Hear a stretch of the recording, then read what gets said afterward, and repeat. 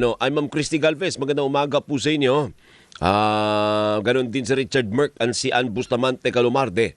Ayan, mamaya yung iba dahil nandiyan na sa linya si Attorney Rino Abad, ang Director po ng Oil Industry Management Bureau ng Department of Energy. Director Rino, magandang umaga po sa inyo.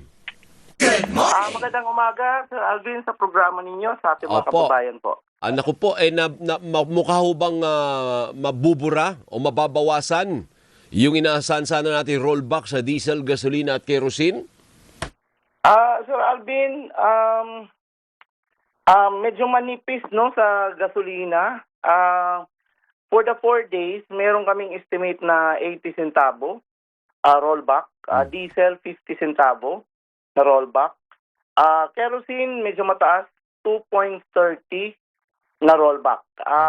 Wala pa ho yung Friday. So talagang babantayan natin yung gasolina and diesel. Opo, kasi po sumiklab na naman yung tensyon. Nagre-resbaka na naman po yung Iran at saka yung US sa Middle East. Sa palagay po ba ninyo ay may matitira naman kahit kaparanggot lang sa rollback o mukhang mauubos at mawawipe out ito today?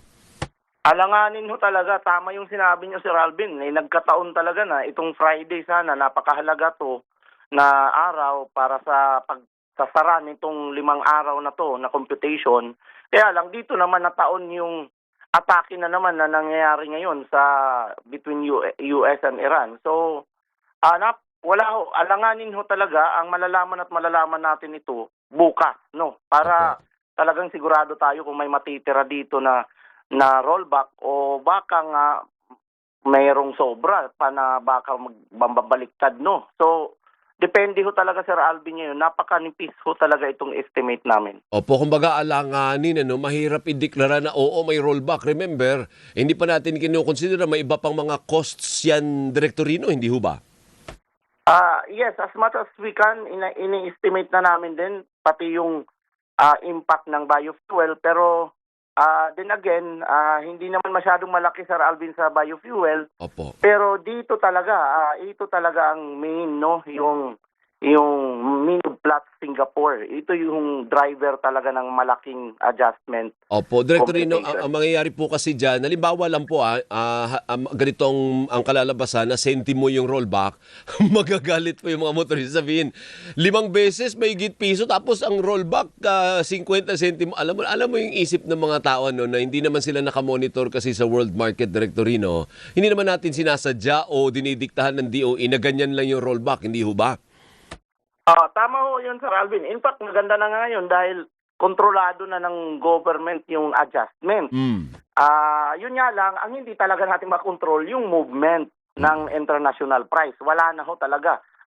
Doon na lang ho tayo nagkakaroon ng limitasyon. Pero dito sa pagkukompute, at least ngayon dinidictate na ng government yung adjustment. Opo, kasi masakit po, Director, kasi pang-5 eh.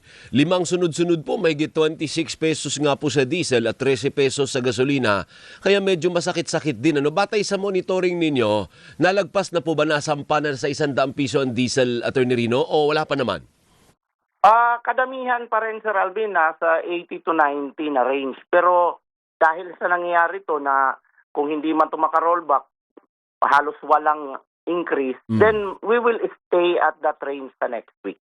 Opo, pero iyan ba ay nasahan yung lumala pa ang sitwasyon sa Middle East? Kasi sa ngayon, parang ganado pa si US President Donald Trump na napulbusin at rumesbak sa Iran, Direktor eh.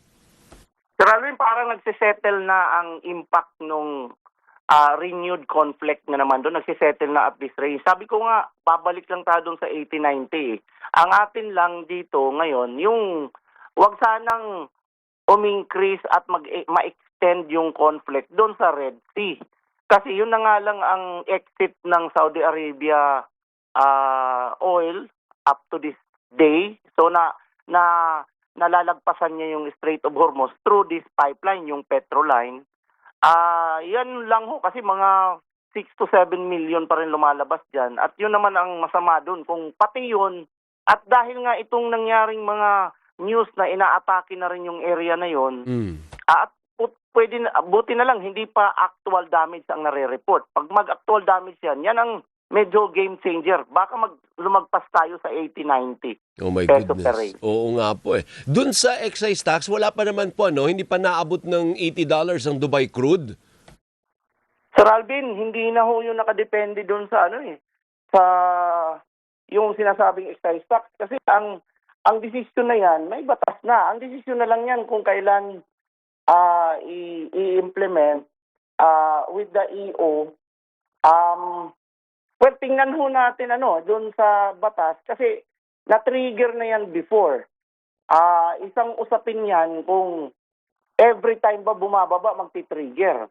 Babalikan ho natin, Sir Alvin, yung provision ng batas. Akala ko naman parang mayroon pang $80 yun doon. So wala na palang ganun. So anytime the president can decide kung pwedeng tanggalin yung excise sa diesel, gasolina, kerosene at LPG. Ayun ang balikan ko, Sir Alvin, kasi hindi na ito nakadepende ng gaya ng train law eh. Oh. Ito'y nakadepende na doon sa nakadepende na sa batas na bago na naging basis nung EO 114. So tingnan mo natin uli para siguraduhin ko na Opo. ang trigger talaga is when the $80 happens, pwede ulit-ulitin yung pagsususpend sa excise tax. Pero may pasabi na po ba sa Department of Energy, ang Department of Finance, kung tatanggalin ulit o suspendin ulit yung excise?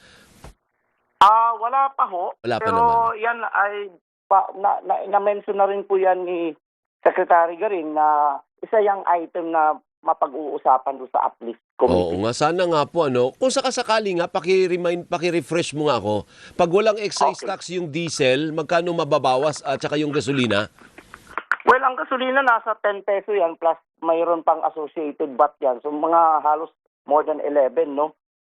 Itong diesel ay 6 pesos yan. So may associated value-added tax din yan. So more or less more than 7 pesos yan. Ay, malaki-laki rin pala yung mababawas. Ay, kaya lang, kung malaki-laki may babawas, malaki-laki din yung mababawas sa revenue ng gobyerno. Well, isa ho yan na malaking usapin. Kaya talagang diretso yan sa uplift committee up to the level of the president ang discussion yan. Tama. Di hanggang dyan muna, po, wala pa naman po yan. Kaya wag muna tayong umasa dyan, mga motorista, na sususpindin yung excise tax kasi may implication po sa revenue ng gobyerno. Directorino, thank you. Maraming salamat po sa oras po ninyo. Magandang umaga ulit sa inyong programa at sa ating mga kababayan, Sir Alvin. Regards nyo kami kay Secretary Sharon Garina. Pihit po tayo. Si Regasco President Arnel T. ay nasa Zoom na rin po natin. Alamin naman, marami nagtatanong sa akin ito sa post ko sa social media. Kasi palagi ko nakakaligtaan yung LPG. O nga naman, kasi hindi na kasi ako nag-LPG, Camille. Induction electric na kasi ako, kaya hindi ko siya maalala lagi.